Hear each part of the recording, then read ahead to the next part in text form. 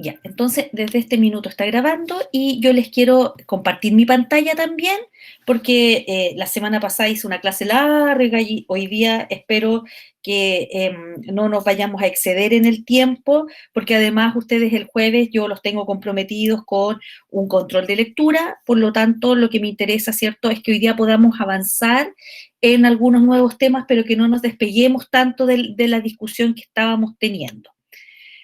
Entonces, déjenme ir cerrando cosas para poder tener la pantalla despejada para empezar la clase. Entonces, les voy a compartir la pantalla ahora para mostrarles el aula, que quiero que me digan si vieron lo que les dejé. Ya, ahí debieran estar viendo Sí, el se ve. aula. Ya, entonces la semana pasada, que fue la semana 2, digamos, yo les dejé acá, les dejé el acceso a la clase directamente porque como muchos de ustedes me habían dicho que lo que no querían era estar pidiendo autorización para ver las clases porque a algunos lo hacían tarde en la noche, de madrugada incluso, muy temprano en la mañana o sábado o domingo, les dejé linkeadas las clases directamente al aula, siempre con el resguardo de que si hay alguno que todavía no tiene acceso al aula, me escribe y yo se la mando por otro mecanismo, porque hice muchas pruebas y cada vez que le compartía a alguien cercano el Drive, seguía pidiendo autorización y yo creo que es porque el Meet con el que yo trabajo es un Meet institucional. Por lo tanto, hay correos que definitivamente les da un acceso restringido. Probé otro mecanismo también que era poniéndoles una unidad compartida. Yo no sé si alguno de ustedes lo vio, pero antes de esto puso una unidad compartida, pero me da la impresión que, pero mi problema era que a los que tienen correos que no son Gmail, no me dejaba incorporarlos. Y habían en este curso gente con Hotmail, con MSN, con Outlook, y no me dejaba incorporarlo. Entonces, finalmente decidí darme la vuelta por YouTube, y en este caso ustedes tienen acceso libre a la clase, porque está directamente desde YouTube, ¿ya? Y además, la semana pasada, y les dejé colgadas entonces la clase del martes y la clase del jueves. Y esta semana, una vez que termine la clase y me llegue a mí el correo, le doy la vuelta, lo proceso en YouTube y les dejo la clase colgadita, ¿ya? Gracias, profe. Además, les puse el cronograma, rearmé el cronograma hoy día en la mañana con las clases 3 y 4 que corresponden a esta semana. Entonces, estamos aquí en una modalidad de clase sincrónica, que es hoy día martes, y asincrónica el jueves, en que van a tener este control de lectura, que son un par de preguntas que las van a poder resolver texto en mano, porque no me queda otra alternativa, ¿cierto? Que pensar en un control de lectura en que ustedes puedan tener los textos a la mano, pero lo que me interesa es que puedan ser partícipes de la discusión. Por lo tanto, lo que vamos a ver hoy día es fundamentalmente conceptual. Vamos a ver conceptos hoy día que tienen que ver con tipos de currículum. Y les he puesto acá al lado el resultado de aprendizaje que está iluminando estas clases.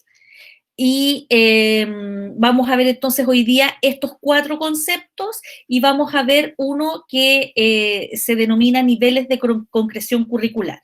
Hoy día es una clase, para los que se tienen que retirar, bastante menos densa que la anterior, en términos de que lo que vamos a ver hoy día son algunas definiciones y vamos a hacer algunos comentarios sobre cosas que parecen interesantes de explorar, sobre todo considerando que el resto del semestre vamos a estar trabajando con esto, que es el currículum oficial y el real, y es interesante también hablar del currículum oculto y del currículum nulo también, pero fundamentalmente del currículum oculto.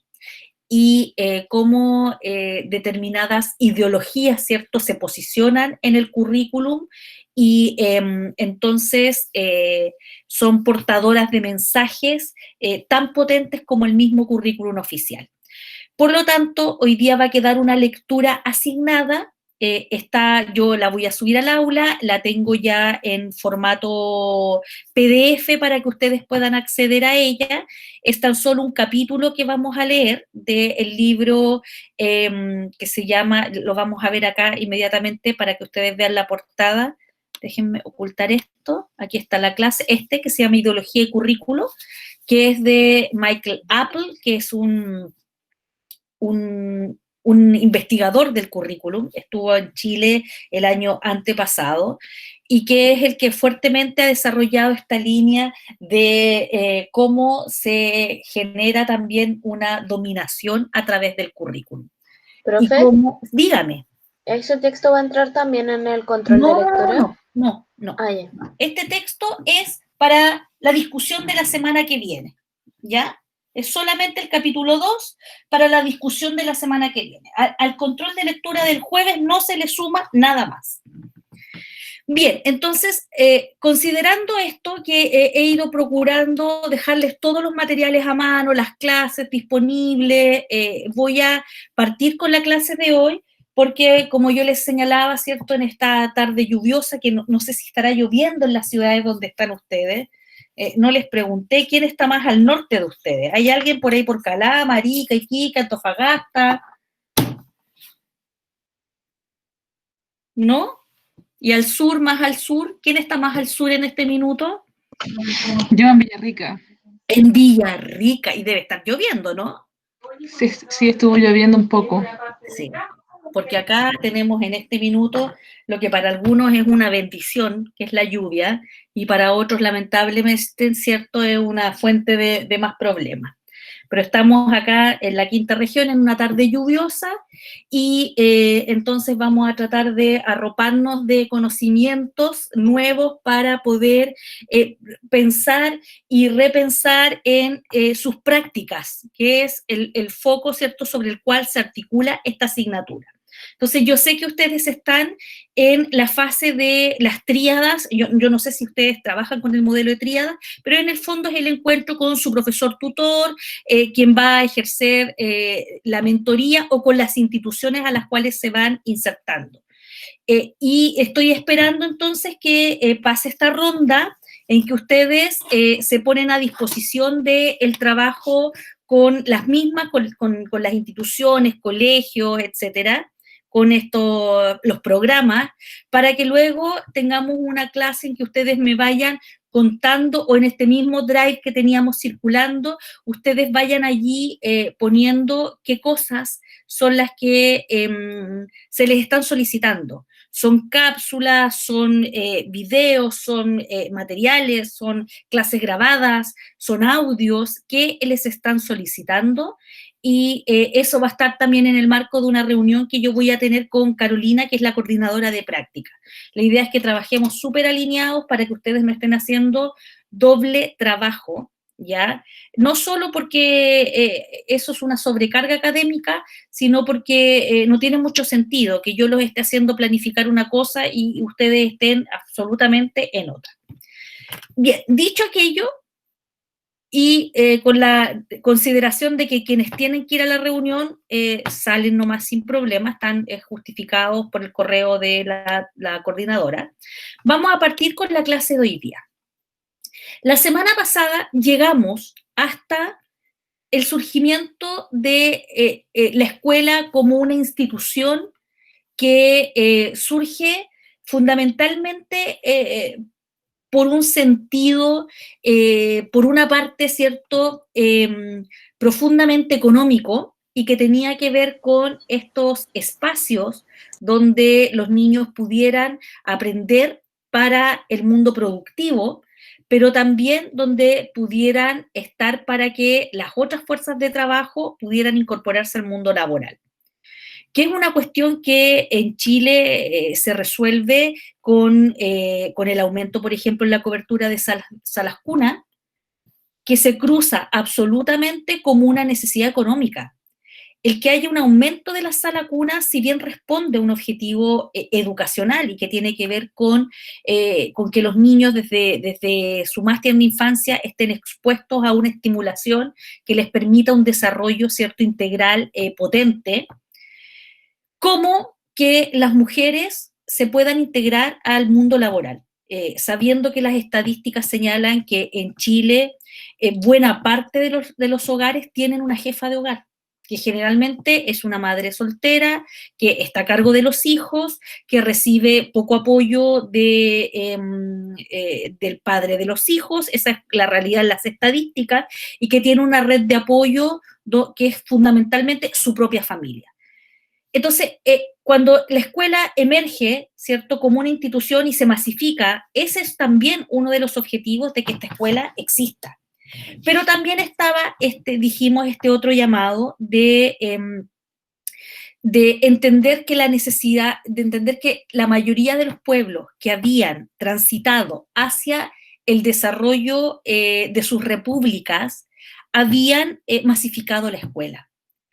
Y de hecho, Chile tiene casi 30 años una larga, intensa e interesante discusión respecto, por ejemplo, de determinar la obligatoriedad de la educación. Aunque ustedes, cierto, no lo crean, déjenme hacer una admisión, en Chile hubo quienes por mucho tiempo sostuvieron la idea de que no era posible hacer la educación obligatoria. Estoy mirando el chat. Llueve, yo en Puerto Montt, mira, la Valentina dice, está en Puerto Montt, llueve todos los días. Profe, hay una compañera que está solicitando entrar a clases, y por eso me devolví, que no sé por qué no me sonó la campanita de acceso. Y entonces, yo les comentaba que la escuela, ¿cierto?, hasta el año 1920 en Chile no es obligatoria, van quienes pueden, y efectivamente quienes pueden son los menos. Yo ya les hice este análisis, este comentario a partir de la obra de Baldomero Lillo la semana pasada, de que la escuela tiene una muy baja valoración por parte de las personas de escasos recursos. ¿A qué se va a la escuela? Si finalmente tú vas a tener que terminar empleándote en espacios laborales con salario muy reducido, con muy pocas posibilidades de proyección, que es lo que era el Chile a comienzos del siglo XX, ¿ya? No obstante, hay una discusión de 30 años que está ultra documentada entre los liberales, los grupos, la Iglesia Católica, que sostiene hasta el último minuto que no es posible hacer obligatoria la escuela, ¿ya? Y que tiene sus motivos, que son ideológicos también.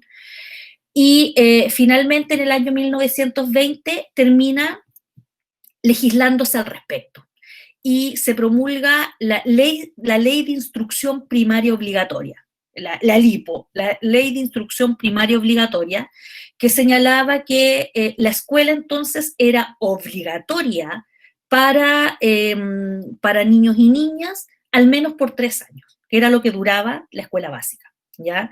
Y esos 3 años finalmente fueron incrementándose hasta llegar a los 12, que son obligatorios hoy día. Y a eso hay una larga discusión ahí todavía en el Congreso que pretende sumarle el kinder como el primer nivel obligatorio y hasta cuarto medio.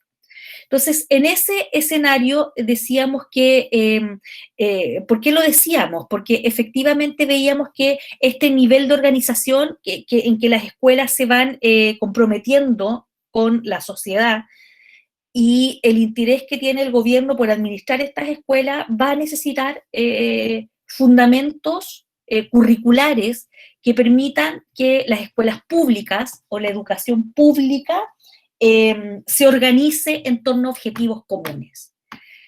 Y hasta el año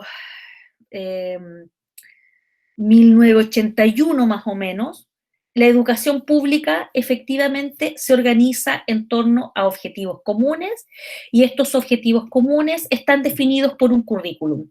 Currículum que, por cierto, es útil al desarrollo también de los intereses económicos, eso no lo podemos negar, o sea, necesitamos gente que tenga un nivel de educación que le permita insertarse al mundo productivo.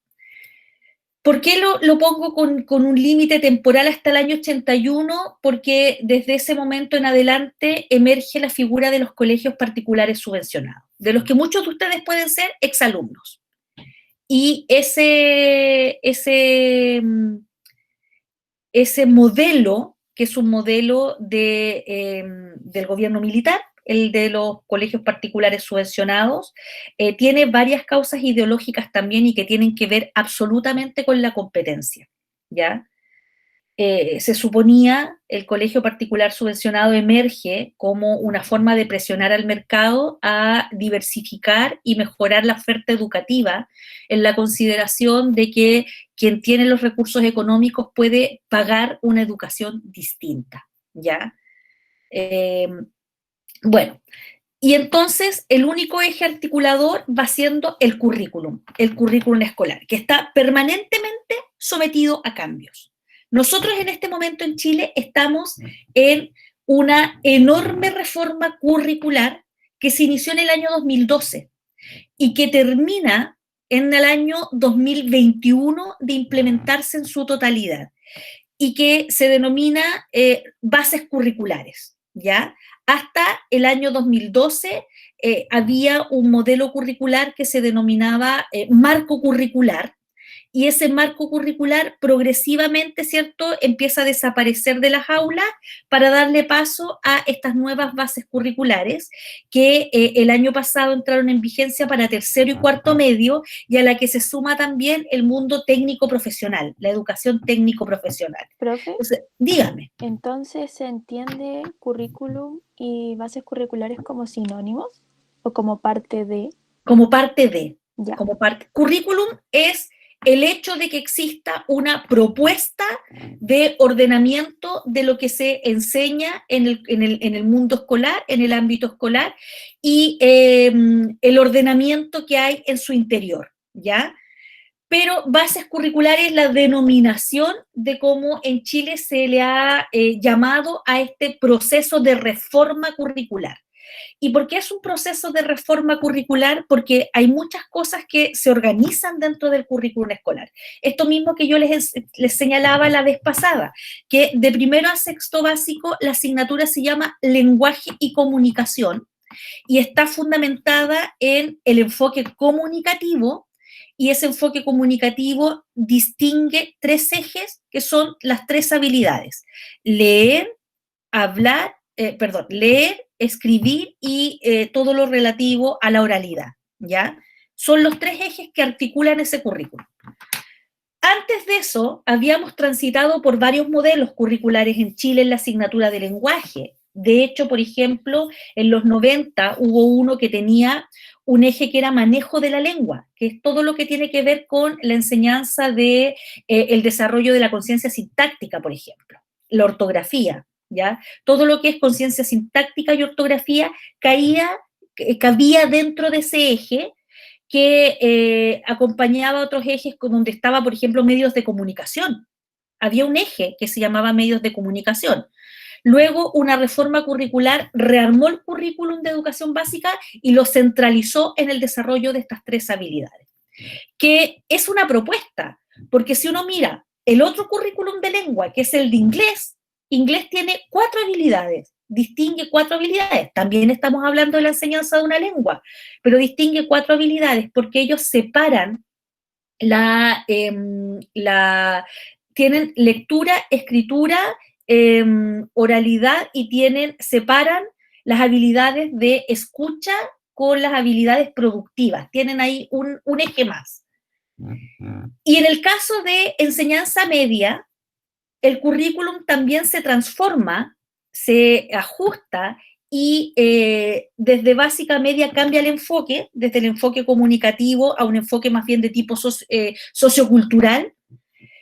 Aparece un eje distinto, que es el eje de investigación en lengua y literatura, que es un eje que lo vamos a ver también en profundidad después, para ver en qué consiste. Y la asignatura cambia de nombre, se llama lenguaje y literatura, ¿ya? Por lo tanto, estamos permanentemente, ¿cierto?, haciéndole ajustes al currículum.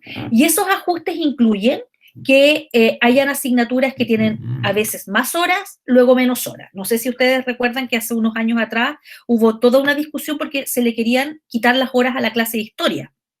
Después la propuesta era eliminar filosofía del plan común.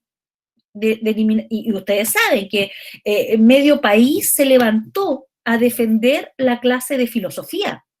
Y entonces pareció que la filosofía era súper importante en el currículum escolar.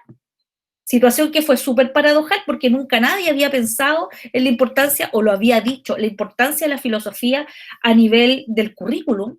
No obstante, cuando se propuso que desapareciera, pareció que la filosofía era casi la asignatura más importante de todo el currículum escolar. Y finalmente la presión popular del mundo académico, del mundo político, de la ciudadanía, hizo que el Ministerio de Educación diera marcha atrás y mantuviera filosofía en el currículum de formación general para los alumnos de tercero y cuarto medio. Profe, Díganme. solo una consulta. ¿Está proyectando un PPT o algo así? No, en este minuto no. Ya, que teníamos la duda un par de compañeras. Sí, no, en este minuto no. Cuando necesite el PPT lo voy a levantar, pero ahora lo estoy mirando, digamos. Ah, ya, gracias. ¿Ya? No estoy hablando solamente estoy hablando. Ya estoy dándole contexto a la clase de hoy día. Esto es solo contexto. Esto no está en el PPT tampoco, es solo contexto histórico, porque ustedes ya vieron que es imposible entender el tema del currículum sin que tengamos elementos históricos para su sustento. ¿Ya? ¿Qué cosa es lo mismo respecto a qué? Ahí me perdí. Catherine, ¿si me puedes explicar a lo que te refería? Yo feliz. Ya, entonces les estaba dando contexto. Entonces, a propósito de la pregunta que me hizo la compañera, currículum, entonces, es todo fenómeno que tiene que ver con esta organización en dos niveles de la que nos habla Sacristán. Por un lado, los grados, sobre los cuales uno avanza, si lo pudiéramos ver en perspectiva, de una manera vertical, y por otro lado, cómo avanza dentro de una disciplina. Y lo que yo les señalaba es que el currículum está en constante cambio. Hoy día nosotros tenemos bases curriculares que lo que han hecho es proponer un lenguaje común desde kinder a octavo, que es el lenguaje del objetivo de aprendizaje, desde kinder a cuarto medio, y que involucra también un cambio en la educación técnico-profesional. ¿Qué significa una reforma curricular? Que volvemos a definir qué vamos a enseñar. Y, por ejemplo, cosas que han ocurrido y que son así como bien concretas para ejemplificar. En la educación técnico-profesional, de la cual alguno de ustedes puede haber egresado, porque yo siempre he tenido alumnos que provienen de la educación técnico-profesional. Hoy día hay algunas de estas carreras técnicas que ya no se van a enseñar más. Por ejemplo, secretariado. Secretariado que no me acuerdo si era secretariado o contabilidad. Ya no se va a enseñar más. ¿Por qué? Porque evidentemente hay una necesidad de formar otros profesionales técnicos hoy día, ¿ya? Y esas otras carreras técnicas van respondiendo también a la necesidad que tiene el mundo laboral de determinados profesionales. Por ejemplo, mucho tiempo se discutió que aquí en la quinta región, sobre todo en la zona de Casablanca, que es una zona famosa por sus viñas, sus viñedos y por exportar cierto vino, igual que toda la zona que está entre la sexta y la séptima región, requerían formar chiquillos que fueran técnicos, no sé cómo le llamaríamos, cómo se le llamaba, en la producción de la vid y de los vinos. Una necesidad que aparece en el mercado y que impacta la educación, y que impacta la escuela y que impacta el currículum. Ya no necesitamos más de estos profesionales, necesitamos de estos otros. Por ejemplo, Liceo Barón en Valparaíso. El Liceo Barón es un liceo eminentemente técnico. ¿Qué tipo de profesionales forma? Por ejemplo, instaladores de sanitarios. Chiquillos que son profesionales en la instalación de sanitarios, ¿ya? Chiquillos que son técnicos bien formados en el diseño e instalación de perfiles y estructuras metálicas. Y eso es porque el mercado va diciéndole al sistema qué tipo de profesionales vamos necesitando. En el área del lenguaje, ¿cuáles son las principales demandas que le hace el mundo fuera de la escuela a la asignatura, a la escuela en general? Y qué es la necesidad de que la gente comprenda lo que lee, ¿ya? O sea, necesitamos que una persona que cursa la escolaridad completa termine, ¿cierto? No siendo un analfabeto funcional, concepto que está súper bien definido por Casani cuando dice que la lectura implica, ¿cierto?, destrezas cognitivas y implica estrategias de parte del lector, y que cuando ese lector se queda a nivel de manejo del código, se convierte en un analfabeto funcional, y ese analfabeto funcional después tiene problemas para interpretar el mundo escrito en el que está inserto.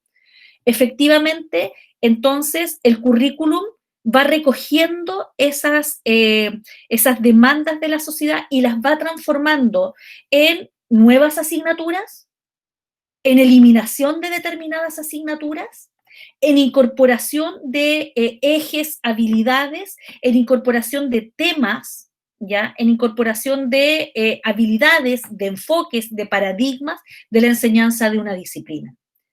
Y efectivamente esto implica que hay asignaturas que se van yendo. Chile tiene, por ejemplo, algunos casos que ustedes los podrán reconocer desde su propia experiencia escolar, y que es que mucho antes de que ustedes incluso nacieran, yo creo, existía en el currículum una asignatura que se llamaba técnicas manuales, y había otra asignatura que se llamaba educación doméstica. Y en educación doméstica se enseñaban a hacer cosas como manteles, a tejer, a bordar, a hacer cuadritos para hacer frazadas, a tener un desarrollo de habilidades para aportar en la economía de la casa, ¿ya? Hacer cosas como tablas de picar, percheros, llaveros, etc. Pero esa asignatura, ¿ya? Educación doméstica y técnicas manuales, desaparecen a finales de los años 80 y aparece una asignatura que ustedes la tuvieron y que ha tenido varios nombres: tecnología o educación tecnológica, y que aparece como una necesidad de modernizar el currículum escolar chileno. Fuera técnicas manuales, educación doméstica y todo lo que tuviera que ver con prepararnos para el mundo de dentro de la casa, bienvenida educación tecnológica o simplemente tecnología, como se llama hoy en día. Y entonces Chile tuvo que pegarse ese salto, tuvo que pegarse ese salto, incorporar la tecnología como una asignatura que hasta el día de hoy es como terreno de nadie. De hecho, la Universidad de Playa Ancha formaba hasta hace unos años atrás profesores de educación tecnológica. Hoy día creo que hay una universidad en Chile que forma profesores de educación tecnológica. No hay profesores formados, así como van a egresar ustedes, en la enseñanza de la asignatura, porque terminó siendo un híbrido que lo hacía cualquier profe. El profe de arte lo podía hacer, el profe de... En fin, al profe que le faltaban horas terminaba haciendo tecnología. Y tecnología además aparece junto con el programa, que también deben recordarlo de su experiencia escolar, del programa Enlace, ¿ya? Que implicó que a los colegios le empezaron a llegar los computadores, ¿ya? Programa Enlace que existe hasta el día de hoy, y que empieza a dotar a los establecimientos educacionales de equipos computacionales. Entonces, la asignatura, ¿cierto?, viene a llenar una necesidad de modernización de nuestro currículum respecto de un currículum que tenía todavía, ¿cierto?, una mirada muy anacrónica, y donde necesitaban en los 80 hacer ahí, esa reforma que se concretó en el año 92 por lo demás, necesitaban hacer un ajuste potente al currículum, y ahí entonces la asignatura de castellano propiamente tal desaparece, que era una asignatura que estaba fundamentalmente centrada en una enseñanza normativa de la lengua, ¿ya? Con mucha desconexión del contexto de producción del discurso, donde efectivamente, yo recuerdo, yo tuve castellano cuando era chica y lo que hacíamos era aprendernos largas listas de verbos para repetirlos como papagayos, ¿cierto? O hacer mucho ejercicio de gramática descontextualizada, es decir, ¿cierto? Analiza oraciones, reconoce sujeto, predicado, núcleo del sujeto, núcleo del predicado, pero no estaban en textos complejos, estaban en oraciones aisladas y sin sentido, donde la producción escrita tenía su foco puesto en caligrafía y ortografía, y la mirada completa se reestructura cuando aparece la asignatura de lengua castellana y comunicación, como se llamó en ese minuto, y que hoy día es lenguaje y comunicación y lengua y literatura, ¿ya? Entonces, el currículo está permanentemente así siendo sometido a ajustes que provienen no desde el interior de la escuela misma, provienen siempre desde afuera. Siempre provienen desde afuera. Y el ejemplo más patente tiene que ver con esto que yo les acabo de señalar. La necesidad de achicar horas en historia y que esas horas en historia fueran reinvertidas en otra cosa. En algún momento se achicaron las horas de arte, las horas de música, y empieza ahí un tira y afloja del currículum para ver qué enseñamos y qué no, ¿ya? De hecho, los chiquillos en enseñanza media tienen que elegir entre música o arte, y que es una elección que parece muy fácil, pero que es súper difícil de hacer, porque generalmente son representaciones de cosas que a los chiquillos les gusta mucho. Otra cosa que fue un ejemplo patente de modernización del currículum a finales de los 80 y principios de los 90 es que desapareció la asignatura de francés.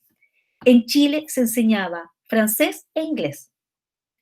En educación básica se enseñaba francés. De hecho, yo tuve clases de francés en el colegio, y en enseñanza media tú elegías si los 4 años ibas a cursar francés o ibas a cursar inglés. Y entonces, pedagógicos, la Universidad de Playa Ancha formaba profesores de francés, que hoy día en realidad están, no tienen campo laboral, o sea, las universidades ya no forman, como lo hacía la UPLA, que formaba profesores de pedagogía en alemán, profesores de pedagogía en francés y profesores de pedagogía en inglés. Y si ustedes recuerdan, pues sí, gracias Tommy por tu aporte. Y aparece, por ejemplo, la necesidad de que algunos colegios enseñen chino mandarín. Y de hecho, por ejemplo, el Liceo Industrial que está ahí en la Avenida España es uno de los primeros que incorporó las clases de chino mandarín. ¿Por qué empezamos a estudiar chino mandarín? ¿Alguien lo recuerda? ¿Alguien hace una... Ángeles Díaz dice, en la UNCE aún se forman esos profesores, incluso en alemán, y finalmente trabajan en colegios particulares privados que tienen esos cursos. Claro, ampliamente apetecido un profe que sea hispanohablante y que además maneje una segunda lengua como el alemán, pero el campo laboral es así de chiquitito, ¿ya? ¿Por qué estamos formando profes ¿por qué estábamos formando hablantes de chino mandarín en los colegios industriales o en la educación técnica? ¿Cuál es el objetivo? También es un objetivo que viene desde afuera, pues. El capitalismo. No, pero obviamente incorporarlo a la masa laboral. Claro, pues. ¿Por qué? Porque en un momento China se abre como el país con el que todo el mundo quiere hacer negocio, porque ahí hay una fuente inagotable, ¿cierto?, de intercambio económico, y entonces nuestros técnicos profesionales egresados de los colegios deben poder, por ejemplo, entender manuales que están en otro idioma, ¿ya? Pueden poder tener reuniones con personas que hablan este idioma, que es el idioma que mueve al mundo en el fondo, ¿cierto? Que mueve al mundo económico, que mueve el mundo de los negocios, de las exportaciones, y entonces emerge la necesidad de empezar a incorporar el chino mandarín en el currículum de la formación fundamentalmente técnico-profesional. Demandas que vienen desde afuera y le pegan, ¿cierto?, al currículum, y el currículum que es una construcción finita, limitada, tiene que ir haciendo estos juegos de decir, parece que tenemos muchas horas de historia, finales de los 80, principios de los 90, parece que educación física está sobrando en el currículum escolar. ¿Queremos que la asignatura de educación cívica esté en el currículum escolar o no? Y desapareció educación cívica. Que hoy día, ¿cierto?, vuelve en este ajuste que le hicieron a las horas de historia, en que se disminuyen las horas de historia, pero se le aumenta, no se aumenta, esas horas se reconvierten en estas horas de formación ciudadana que están apareciendo, ¿cierto?, en el currículum escolar, con toda una discusión de quién es el profesor más idóneo para dictarla, y una serie allí de disquisiciones, ¿cierto?, con tiras y aflojas que tienen que ver con el mundo económico. Ya, continúo. Entonces, ahora sí voy a proyectar el PPT, ya que me he hecho toda esta ronda de antecedentes históricos, es para explicarles justamente esto, que nosotros estábamos en esta búsqueda de una definición de currículum, y que ahora entonces para ustedes es súper entendible en términos de que el currículum efectivamente determina qué contenidos se abordan. El que salga y desaparezca una asignatura, el que se renomine a otra, como en el caso de castellano, ¿cierto?, que se redenomina, el que desaparezca una y aparezca otra en su reemplazo, o el que a una se le ajusten las horas, implica que se determina qué contenidos se abordan, el currículum determina qué contenidos se abordan, y establece niveles y tipos de requerimiento para los diversos grados. Ordena el tiempo escolar, proporcionando los elementos de lo que será lo que entendemos por progresión escolar. Y cuando dice aquí, y esto está también en Sacristán, que establece los niveles y tipos de requerimientos para los diversos grados, es qué tiene que saber usted para ser promovido al siguiente grado. Y hoy día, por ejemplo, el sistema escolar se rige por un decreto de evaluación, ¿ya? Que es el decreto 67, y ese decreto 67 reemplaza a otro decreto, que era el 512, que establecía las condiciones con las cuales usted debía cumplir, o las que usted debía cumplir para pasar de un curso a otro, ¿ya? Y esas condiciones eran, por ejemplo, tener un promedio tal, sin tener ninguna asignatura reprobada, o tener un promedio de tanto, no importa que tuviera reprobada esta y esta, siempre y cuando nunca fuera el lenguaje y matemática, etc. Hoy día el decreto 67 introduce cambios también y promueve esto que nos ha costado tanto a los profes, el determinar que un estudiante pase de un curso a otro aunque no tenga logradas todas las competencias. Entonces, ahí hay un ejemplo de esto de los niveles, los requerimientos para los diversos grados, ordena el tiempo escolar, ¿ya? ¿Cuánto le vamos a dedicar en total a la escuela? Y hoy día, por ejemplo, las escuelas que tienen jornada escolar completa tienen 38 horas semanales de clase. 38 horas semanales.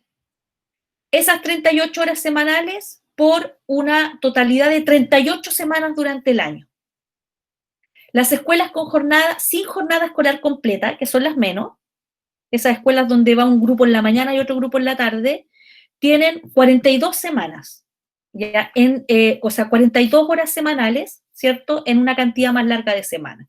Entonces, se va ordenando también el tiempo, las exigencias dentro de un curso y otro.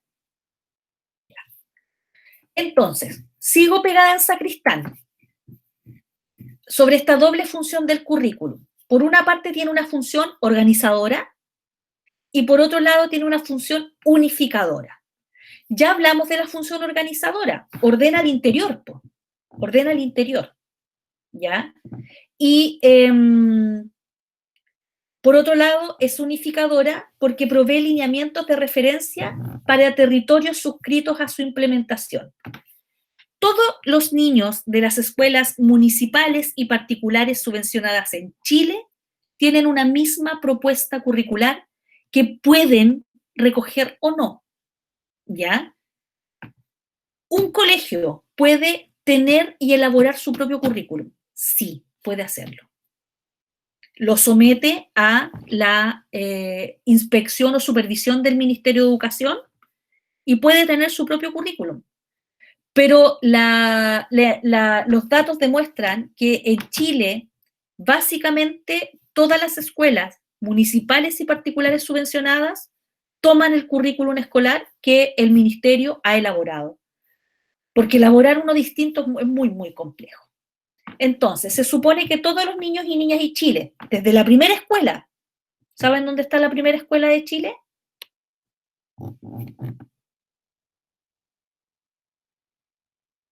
No.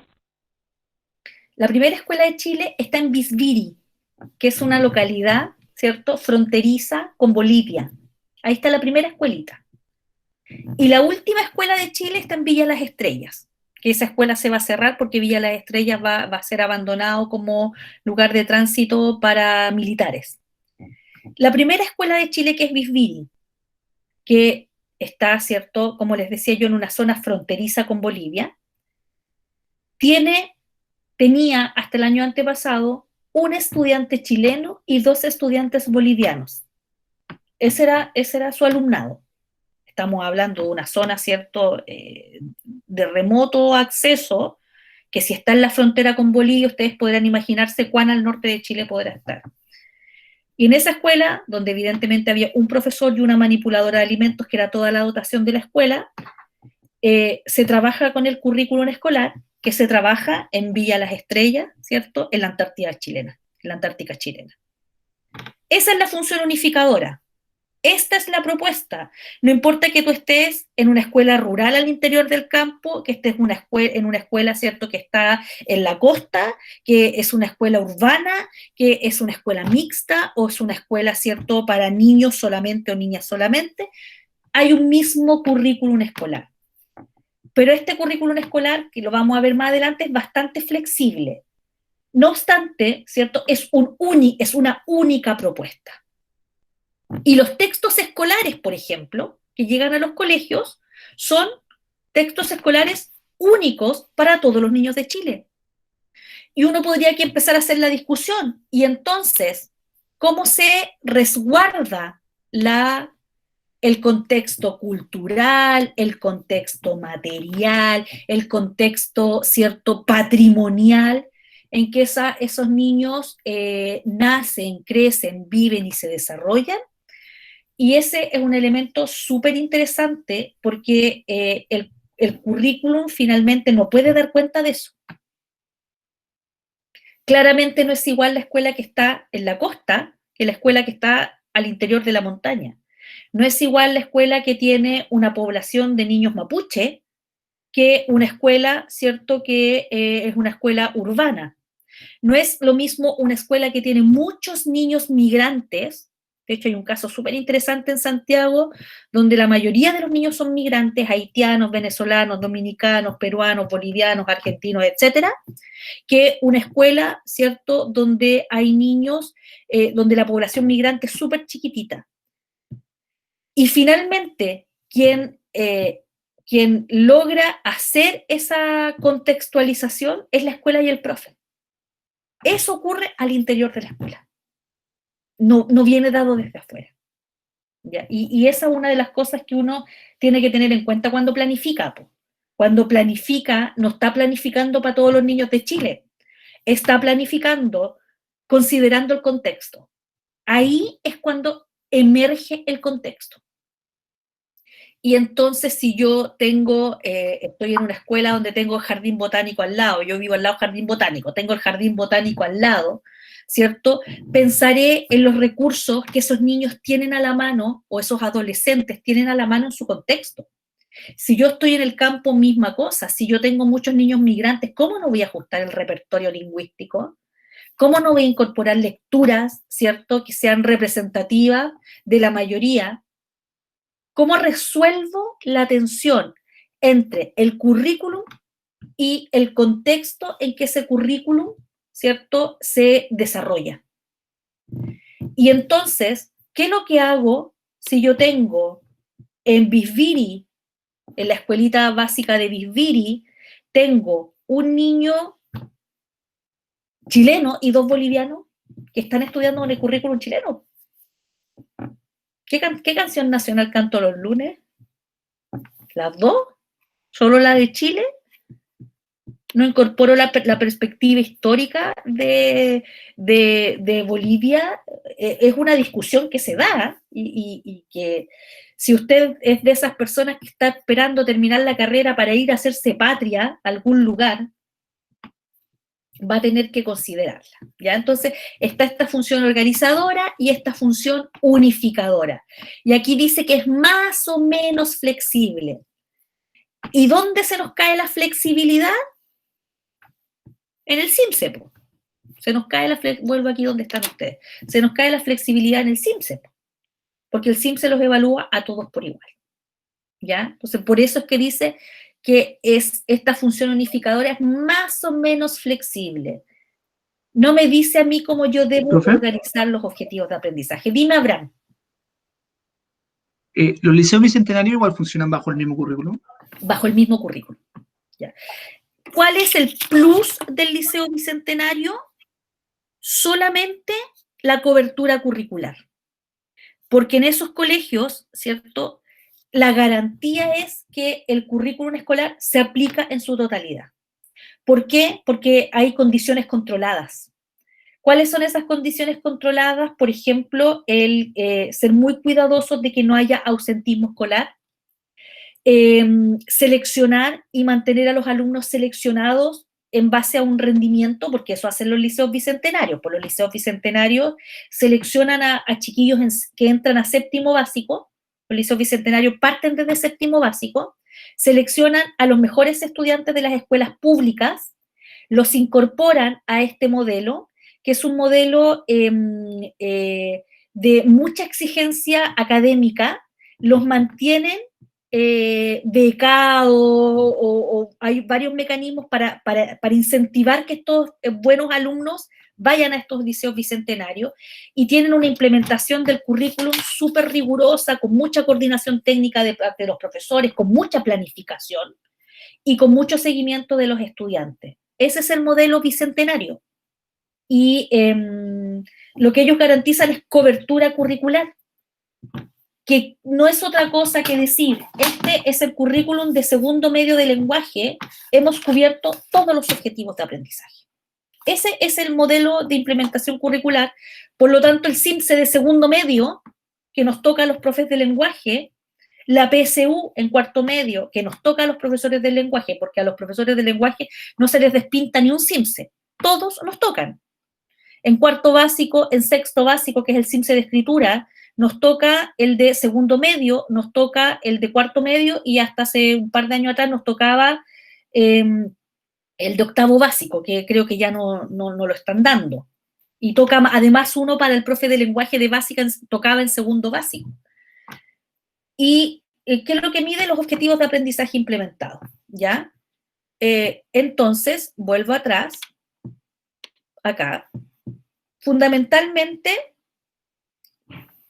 nosotros vamos a distinguir en nuestro lenguaje, porque aquí tenemos que ir afinando el lenguaje curricular, vamos a distinguir 3 manifestaciones del currículum que emergen de este concepto currículum, así, del currículum emergen 3 manifestaciones que en alguna literatura aparecen representadas como 4, pero 2 de ellas son como las 2 caras de una misma moneda. Al primero, que está acá, le vamos a denominar currículum prescrito, oficial, manifiesto, también se le denomina, que es el que viene dado.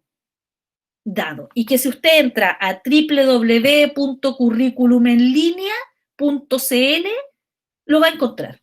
Lo va a descargar y va a mirar cuál es el fundamento teórico del cual emergen los objetivos de aprendizaje y los objetivos de aprendizaje actitudinales. Y se traduce en los programas de estudio, en los materiales didácticos como los textos escolares, en la guía didáctica para el docente, que representan, ¿cierto?, el currículum oficial. ¿Cómo se construye ese currículum? Se construye por dos vías. Primero, con la participación de especialistas que elaboran una propuesta curricular. Esa propuesta curricular se somete a revisión de parte del profesorado en Chile a través de distintas encuestas y luego va al Consejo Nacional de Educación, quien es el que lo sanciona, determina si se aplica o no, o si se le hacen ajustes o no. Luego, en el anverso de ese currículum está lo que se conoce como currículum operacional o real, que es fundamentalmente, ¿cierto?, el currículum que llega al sistema escolar y que se llama operacional porque se vuelve, ¿cierto?, se transpone didácticamente, se emplea por parte del profesorado para planificar, se estudia en las universidades, que es lo que nosotros estamos haciendo, y es, como dice acá, el resultado de la aplicabilidad y utilidad del currículo. Entonces acá, por ejemplo, ¿cierto?, yo digo, ya, tengo 6 horas de lenguaje, ¿ya?, y tengo que primero ordenarme en unidades. ¿Cuántas unidades va a tener este año? Ya, voy a armar 6 unidades. Cada unidad va a girar en torno a un tema, ya, perfecto. O sea, es cuando el currículum se vuelve real. Hay una tercera manifestación, o segunda, de acuerdo a determinado tipo de literatura, que es el currículum oculto. Y es del que habla, ¿cierto?, o es al que nos introduce este texto, que es la lectura de la próxima semana, y que implica todas aquellas cosas que se enseñan en la escuela, pero que no están escritas en el currículum oficial, y que a veces se educan mucho más o enseñan mucho más en términos negativos y positivos que el mismo currículum oficial. Por ejemplo, y que el currículum oculto también lo pueden representar personas, profesores. Por ejemplo, escuelas que son marcadamente militarizadas en su estilo de gestionar la disciplina escolar. Estudiantes con pelo corto, y por muchos años nos hicieron creer que el pelo corto era sinónimo de ¿qué? ¿Qué significaba tener el pelo corto en el colegio? Orden, Disciplina, limpieza, y finalmente que te iba mejor. ¿Cómo te va a ir bien si estás chascón? ¿Cómo te va a ir bien si tu pelo está teñido de colores como decían los reglamentos de convivencia, colores de fantasía? ¿Ya? O sea, si usted llega aquí con el pelo pintado de verde, es menos inteligente que una persona que tiene el pelo tomado en una cola y sin ningún tipo de tintura. Entonces, por muchos años, los colegios, ¿cierto?, criaron y egresaron generaciones para las cuales, ¿cierto?, determinadas pautas de presentación personal fueron sinónimo de inteligencia, de éxito, de a este muchacho le va a ir bien porque siempre anda súper bien presentadito, de que tu camisa blanca indicaba cierta pulcritud, no solamente en tu aspecto físico, sino que en tu faceta moral. Y ustedes saben que ustedes mismos, cuando egresaron de los colegios, a los que les tocó vivir colegios así, y se dejaron crecer el pelo, y se dejaron crecer la barba, y se tiñeron, y se pusieron un piercing, nada de aquello cambió, ¿ya? No obstante, ese currículum oculto sigue estando, ¿cierto?, súper incrustado en las escuelas, en la forma de quienes detentan este tipo de discurso. Por ejemplo, los inspectores tan odiados por los estudiantes, ¿ya? Muchos inspectores, yo que trabajé muchos años en un colegio, los viví, muy odiados por los estudiantes, porque en el fondo eran la voz, ¿cierto?, que tenía que hacer cumplir este currículum oculto de decirte, con esas zapatillas no puedes entrar, con ese pelo no puedes entrar, vaya a afeitarse, ¿ya? Tráigame a su apoderado el lunes y venga con el color de pelo cambiado, no se puede pintar las uñas, y que ustedes saben que como profe no tiene nada que ver, porque ya han cursado varias psicologías, no tiene nada que ver, ¿cierto?, con la capacidad cognitiva, con la capacidad moral, y que solamente están fundamentadas en una lógica militar de entender la educación. O otros currículum ocultos que han hecho una distinción entre mujeres y hombres a lo largo de todo el ciclo escolar. Por ejemplo, no dejar que las mujeres integraran las bandas de guerra para los colegios donde las bandas eran fundamentalmente de hombres, y muy tardíamente se empezaron a abrir a la incorporación de mujeres, porque era una cuestión más bien masculina. O la clase de educación física organizada en torno a las niñas moviendo, ¿cierto?, la cinta, y los hombres haciendo ejercicio físico, y una suma de cosas que la escuela ha transferido como valores y que están incrustados en una forma de entender el mundo que no tiene nada que ver con el currículum, por eso se llama currículum oculto, y que han forjado muchas generaciones en esta lógica, ¿ya? En esta lógica de que los hombres pueden hacer cierto tipo de actividades y las mujeres no, de que a determinados talleres no entran hombres porque son actividades femeninas, o a la inversa, o discursos machistas en el aula, o discursos discriminadores en el aula, y etcétera. Y entonces está representado, como dice acá, por normas institucionales, que todas las que yo les hablé, por valores no reconocidos abiertamente por profesores y funcionarios escolares. Y terminamos nosotros discutiendo finalmente si los alumnos pueden entrar al colegio con buzo o no. Si tú podías ir con buzo al colegio. Hoy día, afortunadamente hay una ley, ¿ya?, que es la ley 20.845, que es la ley de fin al lucro, fin a la discriminación y a la selección, y que señala en uno de sus artículos que ningún estudiante puede ser discriminado, ¿ya?, en términos de que no te dejan entrar al colegio por la forma en que está vestido, por cómo lleva su cabello, o etcétera, ¿ya? Y finalmente hay una tercera o cuarta manifestación, que es el currículum nulo, que Eisner lo define como cualquier tema que no es enseñado, o que siendo parte del currículum no tiene aplicabilidad ni utilidad permanente aparente, entonces los profesores lo desechamos. Es como las cosas que, pudiendo estar en el currículum, no las enseñamos. Y a veces no las enseñamos porque los profesores no las dominan, ¿ya? No las dominan. Entonces dice, esta cuestión me la voy a saltar, y pareciera que no tiene ningún efecto. Hay harta investigación allí sobre el currículum nulo.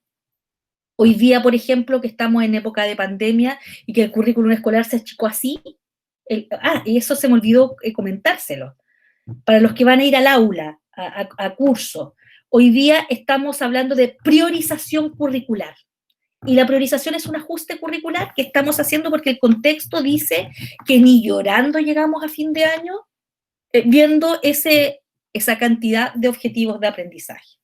Y esa priorización curricular implicó que un grupo de especialistas tomó el currículum y dijo esto y esto. Es lo que alcanzamos a ver este año. Profe, Dígame. Que sí, es súper que haya mencionado eso porque tengo una duda al respecto Dígame. durante todo este tiempo de pandemia sobre la priorización curricular y la gestión igual bastante deficiente que sabemos que en cuanto a los dichos y cosas que hace el ministro de Educación. Sí. Me asalta la duda porque la gente, bueno, las redes sociales, las noticias, todo son muy rápidas y no sé, pues si me pasa con muchas amigas que tienen hijos, que el ministro dice vamos a volver y ellas se asustan y piensan que vamos a volver y la gente en general, como ellos dicen una cosa, después dicen otra, entonces al final como que yo digo, pucha, ¿cómo el ministro dice eso? Si acá nosotros estamos viendo, porque nosotros tuvimos un taller de priorización curricular en el colegio en el que estamos viendo la práctica, ya nos dijeron que es todo online, entonces, ¿cómo manejar eso? Porque son como, siento que son realidades tan distintas cuando yo estoy en una clase a que yo cierro el computador y afuera en mi entorno tienen una visión de la educación, incluso del currículum operacional, como bastante alejada de lo que es en lo concreto. A mí siempre me preguntan, pero ¿y tú vas a hacer clases de castellano? O hay mucha desinformación como en general en la población chilena. Entonces, a mí principalmente me complica bastante la desinformación y cómo poder transmitir lo que yo veo en esta clase y yo salgo de esta clase y me encuentro con un mundo totalmente distinto en lo que son creencias, percepciones, creencias de lo que es ser un profesor, de lo que no es ser un profesor. Y eso queda más en deuda con los dichos del ministro, las noticias que corren. Entonces, ¿cómo ahí podríamos nosotros aportar desde esa...? Mira, con la pregunta de Catherine voy a empezar a hacer el cierre de la clase, pero mira, hay tres cosas en tu pregunta. La primera tiene que ver con la gestión del ministro de Educación. El ministro de Educación en este momento está tratando de resolver un problema de reintegración de los niños a un espacio para la reintegración de los adultos a el mundo productivo. Todos sabemos qué es eso y que esta necesidad de abrir las escuelas tiene que ver no con una necesidad, porque lo han dicho y hay algunos argumentos que señalan que hay muchos niños que lo están pasando muy mal en sus casas, niños y adolescentes, y eso es una realidad. Pero por otro lado, los datos que tenemos hoy día de número de contagio y la experiencia de los países europeos y países del Oriente Lejano nos muestran que no hay ninguna posibilidad de que las escuelas se abran este año. De hecho, hoy día en la mañana mostraban que Corea del Sur, que ha sido uno de los países más diligentes en la pesquisa de contagiados y que tiene unas medidas extraordinarias de sanitización de espacios, de trazabilidad y todo aquello, cerró las escuelas. Cerró escuelas. O sea, claramente en Chile no tenemos ni una posibilidad de compararnos con Corea del Sur, que los tipos son súper ordenados, hay una situación súper distinta.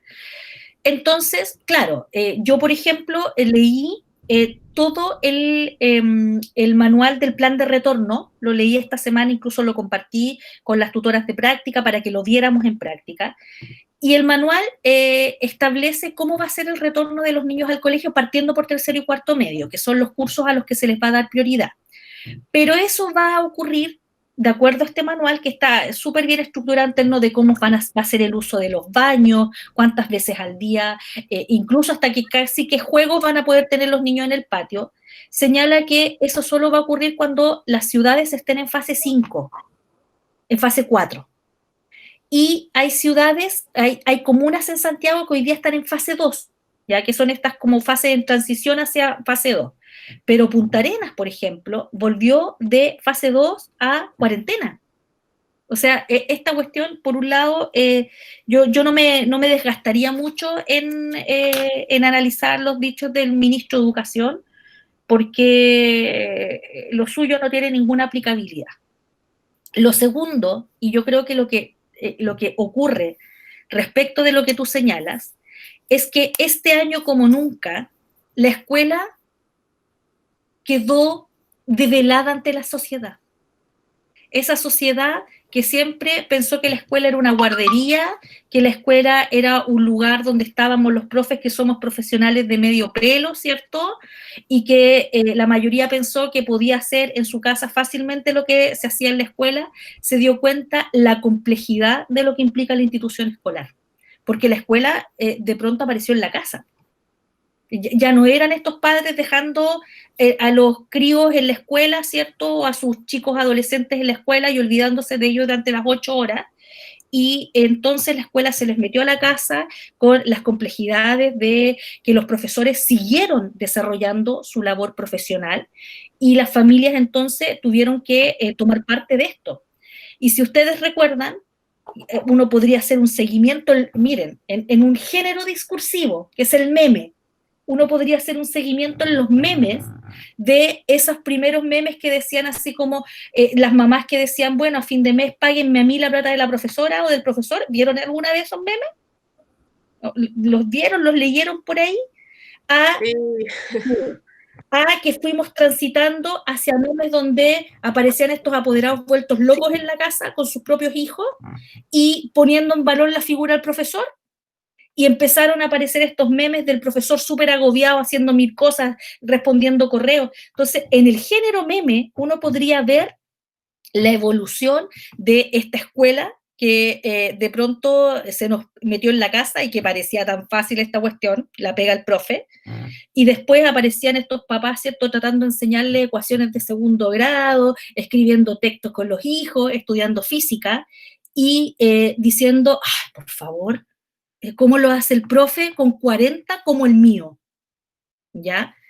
Entonces, efectivamente, eso es una cosa que tiene que ver con la proyección que se reconfigura de la labor del profesor. Yo creo que esto va a ser súper bueno en términos de que más que nunca, cuando volvamos a esta nueva normalidad que vamos a tener en algún minuto, ¿cierto?, sin duda la relación entre el apoderado y el profesor va a cambiar, entre la sociedad y la escuela va a cambiar. Pero por otro lado está el día a día, que es el tercer elemento que tú pones a la discusión, Catherine. Es que yo estoy haciendo clases y hay una priorización curricular y efectivamente, ¿cierto? La respuesta es que estamos construyendo ese discurso, pues, Catherine. O sea, estamos construyendo el discurso de cómo tú, profesor de lenguaje, profesora en formación, de castellano, de lo que sea, te planteas frente a el contexto. Y yo que ya viví una experiencia de práctica el semestre pasado con estudiantes que fueron de los primeros que partieron haciendo sus prácticas en esta modalidad, los de práctica profesional, hicimos juntas, porque eran puras chicas, el duelo 2 semanas, porque no íbamos a ir al colegio, porque no íbamos a ver a los estudiantes de verdad, y que los íbamos a ver remotamente, quizás nunca los íbamos a ver, porque muchos de ustedes van a hacer cápsulas y nunca van a estar en una clase online con estudiantes. Nos reconfiguramos y empezamos a trabajar en este nuevo contexto, y ni te explico, Catherine, cómo fue de maravillosa la experiencia. Porque lo van a vivir ustedes en su proceso de práctica, van a vivir la reconfiguración de la escuela y cómo la escuela, estoy hablando de la escuela como institución, no la escuela básica tanto ni el liceo tanto, la escuela como institución ha logrado con mayor o menor éxito salir de su propio límite, de sus propias murallas, para empezar a dialogar con la sociedad. Y cuando digo sociedad es el apoderado que está en la casa, al que lo llamamos y le preguntamos cómo está, y entonces nos empezamos a preocupar de cuánta conectividad había en las casas, en qué situaciones vivían nuestros estudiantes, en qué situación viven nuestros estudiantes, qué es lo que hay en su casa, con quién están, ¿Cuántos equipos comparten? ¿Tienen acceso a esto? ¿Tendrán acceso a esto otro? ¿Están bien cuidados? ¿Están bien alimentados? Y entonces, por primera vez, yo diría en un siglo, tú vas a ser partícipe de esta escuela que baja sus murallas y finalmente, ¿cierto?, entra en un diálogo con su contexto. No sé qué más decirte, Caterina, o sea, es como, entiendo perfectamente tus inquietudes, que son tanto curriculares como contextuales. Sí, lo que pasa es que me llama mucho la atención que tengamos que pasar una pandemia de esta magnitud para que tanto nosotros como profesores en formación veamos eso, y asimismo también lo veo en nuestros profesores de universidad. Sí. Siento que a mí me cuesta mucho como ver solo por mí. Yo todo lo que lo pienso lo siento en un colectivo. Sí. Entonces yo como que siempre he pensado en la escuela desde esa perspectiva, y ahora que queda así y como que los profesores, tanto ustedes, hablo como la universidad, se hayan reflexionado y replanteado cosas respecto a nosotros como estudiantes y nosotros como escuela, de alguna manera me siento bien de que estén rompiendo estas barreras, porque sí, yo no concibo como el mundo de otra forma. Me cuesta mucho no haber sido una profe que no se preocupara o no pensara en el contexto de mis estudiantes, por la forma en que yo llevo la vida en general. Sí. Pero de alguna manera veo las partidas de ganada y trato de verle el lado bueno de que justamente se esté renovando como esas barreras. Po. Totalmente. Era como eso. Totalmente. De hecho, hay unas autoras argentinas que tienen un libro que son Tiramonte y Monteguiaga, que recogen una metáfora, que no me acuerdo de qué autores específicamente en este minuto, que dice que la escuela, claro, esto es un texto que es como del 2006, dice que la escuela es un hangar, es un gran, gran hangar.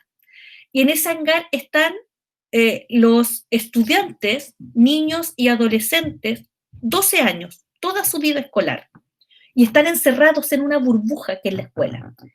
Y que cuando termina su periodo escolar, salen por primera vez del hangar, salen como a la luz, que es la sociedad, y se encuentran absolutamente perdidos.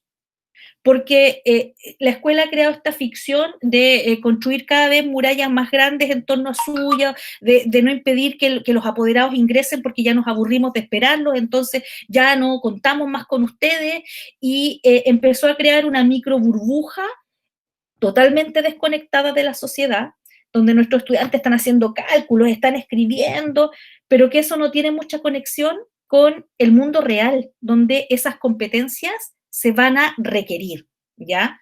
Por lo tanto, sí, es un cambio de paradigma, ¿ya? Es lo que desde el texto de Thomas Kuhn, ¿cierto? La revolución del pensamiento científico plantea como este cambio de paradigma, cuando la sociedad o un grupo de pensadores llega a tal punto en que necesita hacer un ajuste. Y ese es el ajuste que vamos a vivir en la escuela. De hecho, cuando hablamos de priorización curricular, es una medida de extrema emergencia para volver atrás y decir, oye, ¿viste el tamaño de nuestro currículum escolar? En estas condiciones no es posible. Entonces, veamos nuevamente qué le sacamos y qué dejamos. Voy a mirar aquí el chat, dice, la Carolina Cabeza dice, en mi liceo se les consideraba homosexuales al cabello largo y se les acosaba. Eso ideológico. Eso es a lo que estuvimos sometidos en la escuela, ¿ya? Pelo corto para los hombres, las mujeres tenían que tener el pelo largo y amarrado. Piensen ustedes que todavía hacemos ir a las niñas con falda a la escuela. Con falda. Y a los hombres con pantalón. O sea, no puede haber un acto más brutal que hacer ir a las niñas con falda en invierno a la escuela, independiente de que te guste y se te vea bonita. Es una cuestión de género, ¿ya? Ni hablar de las medidas donde te tenía que llegar la falda, ¿ya? La Camila GR dice sin teñir o pintarse las uñas, y que todo eso está también en el currículum. Es parte de la formación que el discurso transmite, ¿cierto?, en paralelo con el currículum oficial.